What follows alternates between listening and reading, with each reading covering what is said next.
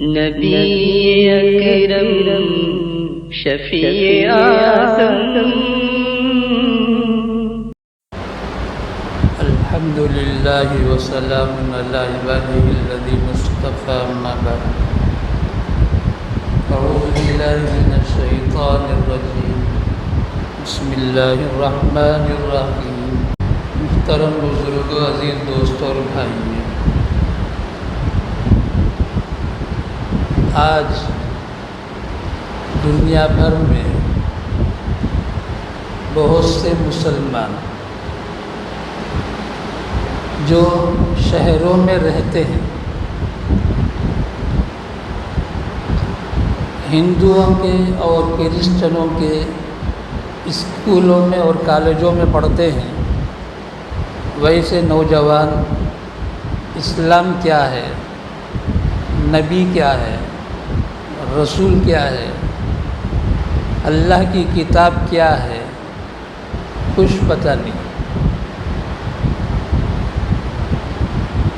مجھ سے پوچھا جب نبی کا نام تو بتاتا نہیں، ایک نام لے کر پوچھا جاتا ہے بھی کون، کہتا ہے کہ پتہ نہیں۔ کماتا ہے کتنا؟ ماہانہ 1 لاکھ روپے۔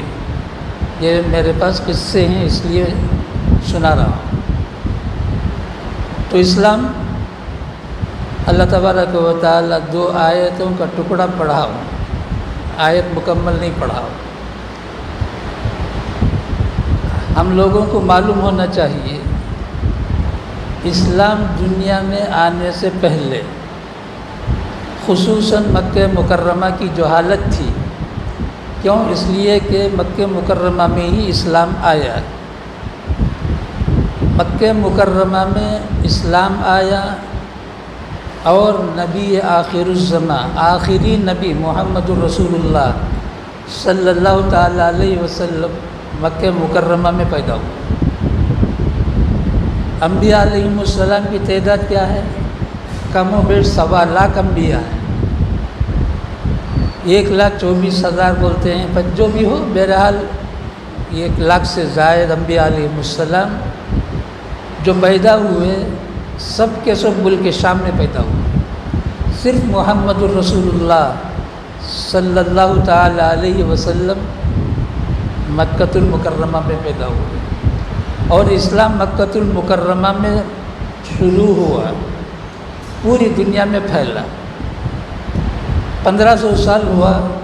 اسلام جس شان میں نبی پاک صلی اللہ تعالیٰ علیہ وسلم نے امت کے حوالے کیا، اس حال میں آج بھی باقی ہے، قیامت تک باقی رہے گا۔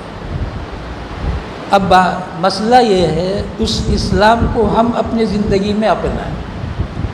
اگر اس اسلام کو ہم اپنی زندگی میں اپنائیں گے، ہماری دنیا بھی بنے گی، آخرت بھی بنے گی۔ مسلمان کے سامنے ہی 2 دنیا ہے، 2 زندگی ہے، ایک دنیا کی، ایک آخرت کی۔ جو مسلمان نہیں ہے اس کے پاس ایک ہی ہے، دنیا فقط۔ مرنے کے بعد مٹی ہو جائیں گے، ریزہ ریزہ ہو جائیں گے، اور کچھ نہیں ہوگا۔ ویسے ہی لوگوں کو کافر بولتے ہیں۔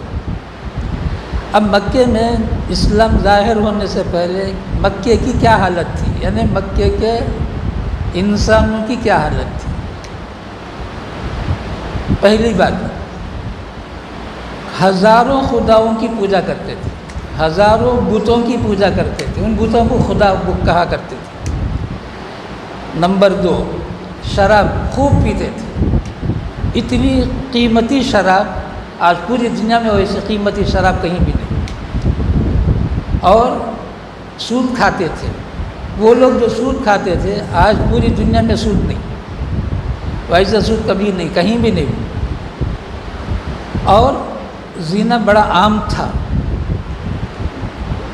زنا میں کسی قسم کی ان لوگوں کے پاس، جیسے آج انگریز کے پاس زنا بالکل عام ہے، وہی سسٹم ہندوستان میں لانے کی کوشش کی جا رہی ہے۔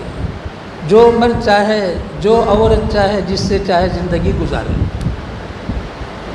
نبی علیہ الصلاۃ والسلام مکہ مکرمہ میں پیدا ہو کر 40 سال گزار دیا۔ 40 سال کے بعد اللہ تبارک و تعالیٰ نے نبی علیہ السلام کو نبی بنایا، تو گویا اسلام کا ظہور اسی وقت ہوا۔ نبی علیہ الصلاۃ والسلام کو نبوت کے بعد جو زندگی ملی 20 پر 3 سال، 13 سال مکی زندگی میں، 10 سال مدنی زندگی میں مدینہ منورہ میں، 13 سال میں ایک دن بھی نبی علیہ السلام کو صحابہ کو سکون نہیں ملا،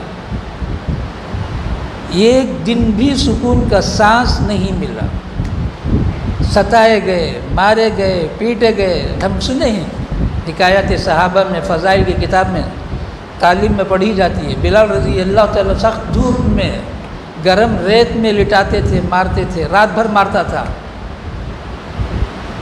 ایک تھک جاتا دوسرا مارتا، وہ تھک جاتا تیسرا مارتا۔ تو اس طرح سے تکلیفوں پر تکلیفیں، مصیبتوں پر مصیبتیں۔ اس کے بعد اللہ تعالیٰ نے کہا نہیں، اب ان لوگوں کا وقت آ چکا ہے۔ 13 سال میں ان لوگوں کی آنکھ کھلی نہیں ہے، ان کے کان کھلے نہیں ہیں، ان کا دل کھلا نہیں ہے، لہٰذا آپ مکہ مکرمہ چھوڑ دیں، آپ مدینہ منورہ جائیں۔ کیوں؟ میرا عذاب اس وقت آتا ہے جب نبی وہاں سے نکل جائیں، آپ کے ہوتے ہوئے ان لوگوں پر عذاب میرا دستور نہیں ہے، اللہ تعالیٰ نے اعلان کر دیا۔ تو مدینہ منورہ کو صحابہ کو کہا کہ چلتے رہو، میں بھی آ جاؤں گا۔ صحابہ بھی چلے، نبی علیہ السلام بھی چلے، وہاں 10 سال، صرف 10 سال۔ 10 سال میں اللہ کے رسول صلی اللہ تعالیٰ علیہ وسلم نے جو محنت کیا، صحابہ نے جو محنت کیا، اسلام پوری دنیا میں قریب قریب پھیل گیا۔ مسلمان نہ بھی ہوئے ہوں، اسلامی باتیں پہنچ گئیں، پوری دنیا میں پہنچ گئی۔ 10 سال کا آخری سال جو 10واں سال ہے، اسی کو حجۃ الوداع بھی بولتے ہیں۔ رحمت للعالمین صلی اللہ تعالیٰ علیہ وسلم نے ایک ہی حج کیا ہے۔ اللہ تعالیٰ کا ایک نظام ہے، وہ کیا؟ ایک آدمی ہر سال حج کرتا ہے، اب اسے فخر کرنے کی کوئی گنجائش نہیں ہے کہ میں 10 حج کیا ہوں، 20 حج کیا ہوں، 30 حج کیا ہوں، 40 حج کیا ہوں۔ کیوں؟ پوری دنیا میں سب سے زیادہ اشرف، سب سے زیادہ بزرگی حضرت نبی پاک صلی اللہ تعالیٰ علیہ وسلم کو اللہ تبارک و تعالیٰ نے انہیں صرف ایک ہی حج کا موقع دیا، ایک ہی حج کا موقع دیا، اس سے بڑھ کر نہیں دیا۔ تو یہ معلوم ہوا کہ حج چاہے کتنی بھی کر لے، اگر اپنی زندگی میں انسانیت نہیں آئی تو اس کا کوئی حج اللہ کے ہاں مقبول نہیں۔